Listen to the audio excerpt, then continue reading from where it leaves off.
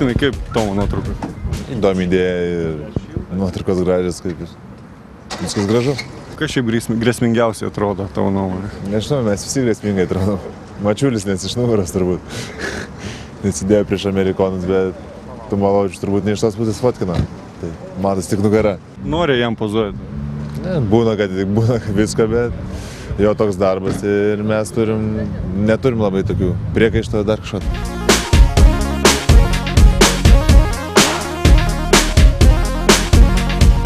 Viskas labai gražu, labai gera idėja, labai faina iš tikrųjų. Kas grėsmingiausiai iš rinktinės atrodo viskas? Visi čia grėsmingi, pažiūrėkite, visi čia grėsmingi.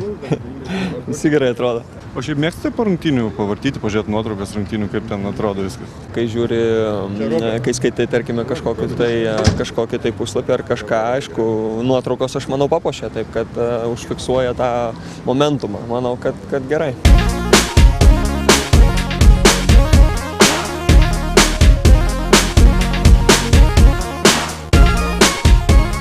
Nuotraukos kaip paroda pati idėja?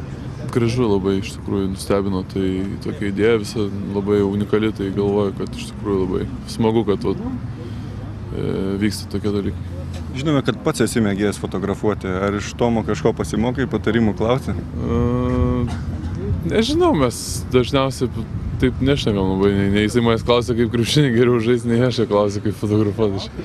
Paliekam šitus dalykus, kaip sakant, ramybė, yra daug dalykų, apie ką kitą galima kalbėti, ne apie fotografijas. Kuri labiausiai galbūt nuotrauka tau patiko? Dar taip daug labai nespėjau išskirti, bet galvoju, kad gal Roberto Jeftoko toks kadras visai užfiksuotas, gan neblogas iš tos pusės.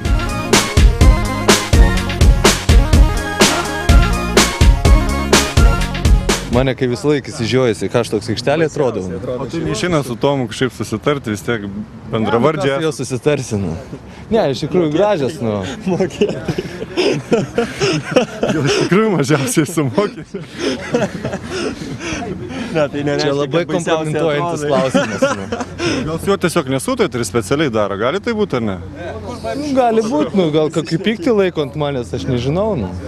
Čia reikėtų jo paklausti. Vat mes ir paklausim. Nu, aš dar jo nesutikau, nu, aš paklausiu. Sakė, kad nemoka. Ateik čia, ateik.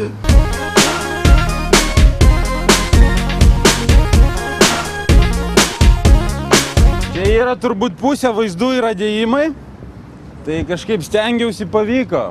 Yra Jonas, kaip dėjo per JAF rinktinę, Linas per Ispanus krovė ir taip toliau. Džiugu tai, kad iš tikrųjų unikali mintis, kad važiuojanti fotografijų paroda ir jinai važinės minimum porą mėnesių, gal ir ilgiau, tai pamatys tikrai 100 000 fanų.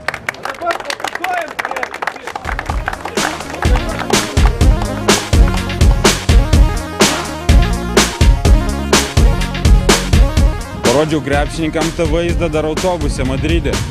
Ir treneriui sako, wow, fainai, tikrai gražu, darom, sako.